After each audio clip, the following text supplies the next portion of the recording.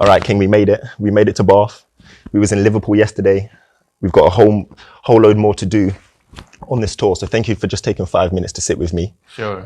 The first thing I said to you is my prayer is that the young people really listen to your message. Okay. Yeah, it's the young people that need the most help, especially with understanding themselves.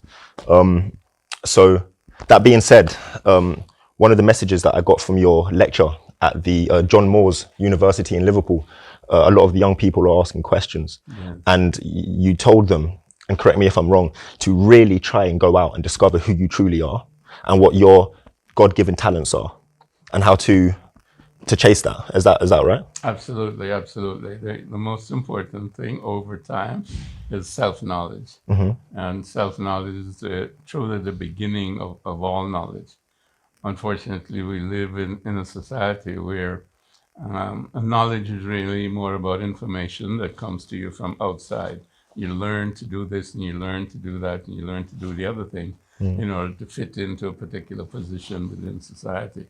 But nobody really learns about themselves. Yeah. And this is really a big gap. And I think this is where, a lot of young people, they simply don't know what to do, how to do, or what to do. Like I said, they're prescribed certain behaviors, but then to behave in a particular way without it being truly a part of you, it's based on so-called willpower, meaning that I will do this and I will do that and I will do that. But other things become more attractive to you and say, well, I don't really want to do that. Yeah. So it's a matter of pleasure. You do the things that you like and the things that you may not like, you don't do, that may be inconvenient for you. And that's something then that is really determined by how you're conditioned in terms of your parents, your school, or whatever it is. So you're constantly being, you say, guided or determined by the environment outside of you. As External factors. External factors, as opposed to be internal, because really, the virtue of your humanity is your all-embracing consciousness that allows you to master yourself and then also master your environment and your relationship with your environment.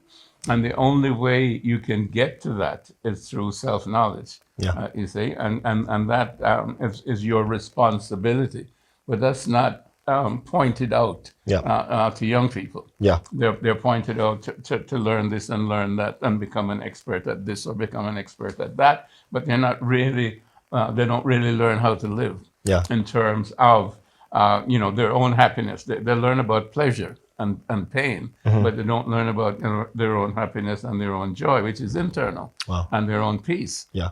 You see, and for example, as you can see, the world itself, is in chaos. Everybody's about fear and about anxiety and what's going to happen next. Will I lose my job? Will I not lose? So on and so forth. But if you have a full understanding of yourself, and you really are confident in your awareness of your presence, because you're born with a certain presence of who you are and identity, which is not the identity really that you grow up with, that you're conditioned with. Most of us grow up with an identity which can be religious. I'm Jewish, I'm Catholic, I'm Protestant, I'm Muslim, or whatever it is. Yep. Or you grow up with identity that, I'm rich or I'm poor, or I belong to this system or that system. Yeah. Or you're a professional, I'm a doctor, you're a lawyer, engineer, blah, blah, blah. But that's not who you are. Yeah. You are something very, very special that is undefinable. Wow. Ultimately, in terms of your internal identity. And that's what it means really in terms of when the religious people say you're made in the image of God. Yeah. You're part of a creation. Yeah. By an entity that is, omnipresent, omnipotent, and omniscient. And you are like that, very much like a drop of water is to the ocean. Wow. And you have to determine that. And once you get to that stage, but to get to that stage, again, as I said, requires self-knowledge. So you have to put the time in. To investigate who you are. Wow. And that's a process in terms of looking at your own mind. One way to look at it is you're looking into the mirror of your mind, and then you see the thoughts, you see the emotions, and you see the habits that condition you. In other words, let's say you go home this evening now and you try to review the day What happened to you? What did you do? What did you not do? What were the results of what you did? Could you do this something better than what you did? Yeah. Yeah. You Yeah. know, and you can see that, you know, this is a pattern. Okay, I keep getting angry at people, or I keep yelling at people, and they yell back at me, Yeah. and therefore there is chaos in my life. And if I did not yell at people, maybe they wouldn't yell back at me. Yeah. Therefore, I can change that. I can transform that. So then you begin to become aware of yourself. Wow. Yeah. You become aware of your thoughts. You become aware of your feelings. And then ultimately you see that you're not your thoughts, you're not your feelings, but you are awareness. So you end up with an aware presence, or being aware of your presence. And that's being conscious of consciousness. And that's your essential identity. Conscious of consciousness. Absolutely. And that's your essential identity, because then you're one with source, because the source is consciousness. Yeah. And, you know, nowadays quantum physics tells us that that is true. Yeah. Okay, consciousness is primary. That's what determines everything in terms of creation and so on. The so-called unified field. You know, any experiment that you do in terms of trying to determine, you know, physical matter, you get down to the atom, then you get down to the electron, and you get down to, you know, smaller entities, shall we say, neutrons and so on and so forth. And then you get down to something that's not particulate at all. Yeah. Yeah. So you go beyond Einstein's relativity and so on, meaning equal energy equal mc squared, where matter was shown to be simply slow-moving energy. Yeah. But now when you go down to source of energy, you find out that there's no matter there at all.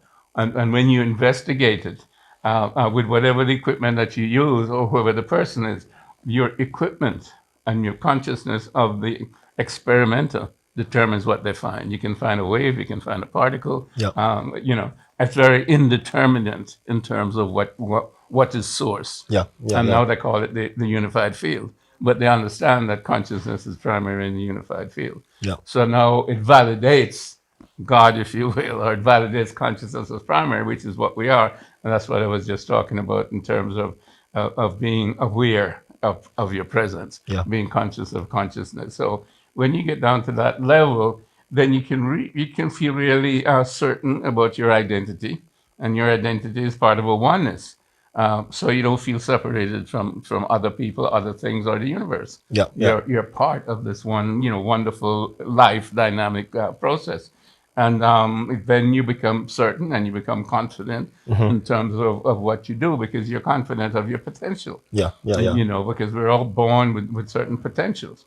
I mean, we're born with omnipotence, if you will. Yeah. You know, some of us have more of this and less of that, and so on and so forth. But each of us will identify that once we look into ourselves. You know, some, you know, from a very early age I want to be a basketball player. At a very early age, I want to be a physicist or a doctor and so on. You know, at age 12, I know I wanted to be a doctor.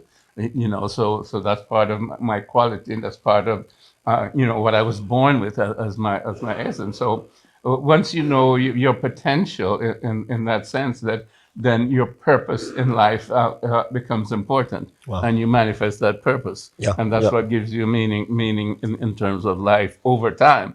I've accomplished my purpose. Yeah, You know, yeah, yeah, I've yeah. lived my life as a doctor. Yeah. I'm very happy. I'm retired now. I feel very fulfilled. Yeah. You know, because again, I did my own internal investigation. You followed your if own you calling. will. And Yeah. yes. Yeah. And I have an identity that I'm very, you know, confident in terms of who I am.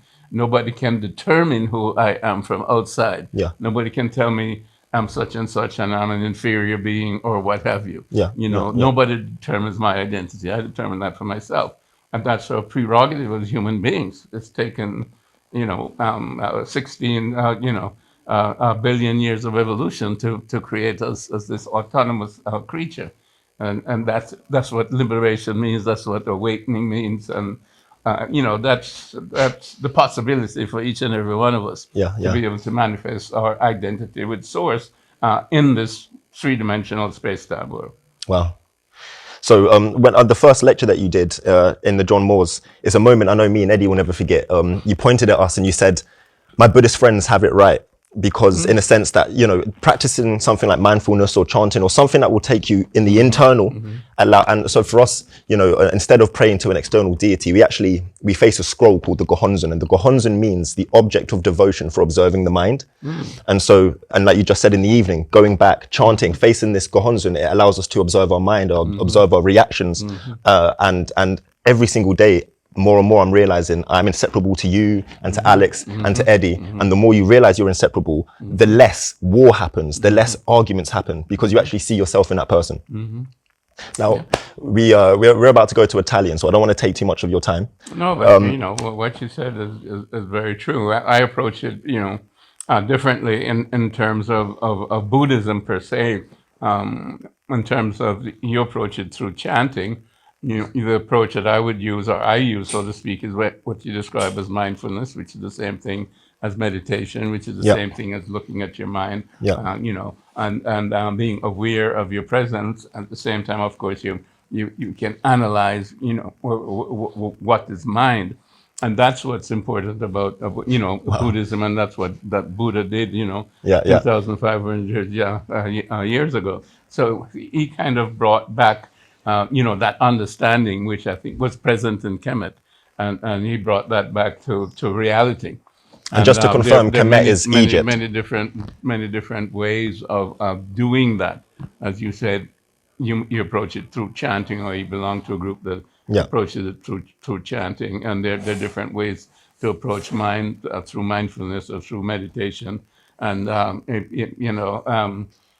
For example, the Zen Buddhists, you know, some do it through koans, as you know. A koan is a very strange statement. And then you have to unravel the statement, you know, and then over time you come to some moment when shift. When you exactly, it shifts your mindset. You know, when you understand exactly what the koan means. So, yes, different ways.